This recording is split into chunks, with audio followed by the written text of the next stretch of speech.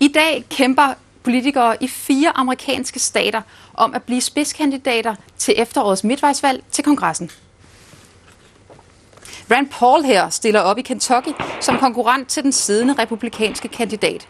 Rand Paul er den konservative Tea Party bevægelses favorit, og han har medvind blandt vælgerne. Tea Party bevægelsen er opstået som en protestbevægelse mod mere statsstyring af samfundet og som et alternativ til de traditionelle republikanere.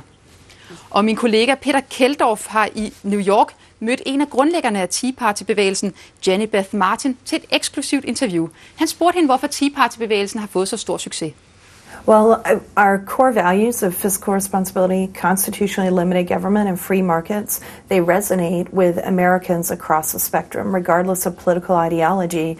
People understand that we can't keep spending money that we don't have. They're having to cut back in their own home life, and they realize that that applies to the government as well.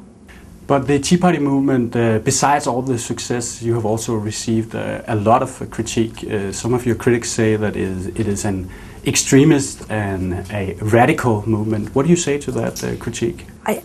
I say that ordinary citizens working to reclaim the founding principles that America was founded on, these are not radical ideas. These are ideas that our country has had for over 200 years. It's what we are based on. And we're just trying to get back, bring the government back to some of the fundamentals that has made our country so great. But at your demonstrations, there are signs of Obama dressed up as Hitler, and there have been reports about people using some racist rhetoric, and it sounds kind of extremist, those things. As far as the signs of President Obama dressed up as Hitler, that's from a group. Those signs primarily are from a group called the Lyndon LaRouche. And we're not associated with that group. They do show up. We try not to have those signs in our events, but those are not Tea Party Patriots. As far as racist signs, when we see things like that, we have kicked the people out. We don't have any place for racism in our movement. It's about our core values, and the majority of the people, 99.5% of the people involved in this, understand it's not about racism, it's about America. But people at the rallies, so they're not affiliated with your Tea Party Patriots, they have sort of extremist views, you could say. I think that there are people who have views that we disagree with, but when we see those things happening, we ask them to leave. We're focused on our core values, and we're focused on those core values regardless of the color of your skin or your party affiliation. A lot of the energy in the Tea Party movement seems to come from the disliking of the current president. At the demonstrations, people really seem to hate that guy. Why do you think it is so? I don't think that it's about the president. This started because of the stimulus package that Congress passed.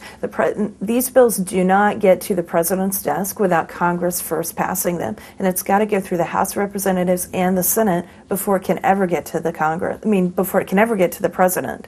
And that's where the anger is. That is where most of the frustration is with the people who are elected to represent us locally, not paying attention to what we're saying, not representing the ideals and views that we care passionately about.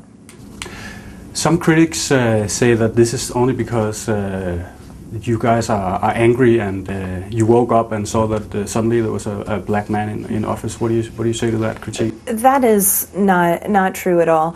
I'm from an area in Georgia where it's a very Republican area, which is the opposite political party that President Obama is from. And in October of 2008, both of the Republican senators from my state voted in favor of the TARP bill. And after that happened, I was working on one of my senator's campaigns, and you couldn't pay people to take his yard signs and bumper stickers. They were so angry at the out-of-control spending that was going on even when President Bush was still in office. And it was starting to bubble up about 5 months before we actually saw action from the Tea Party movement. I want to move on a bit to your possible political influence on the upcoming elections. Commentators say that you pretty much will determine the outcome of the midterm election this November. What do you think your influence will be? Well, we're working very hard to educate voters on our core values and to educate all Americans on our four core values and how our liberty is at stake.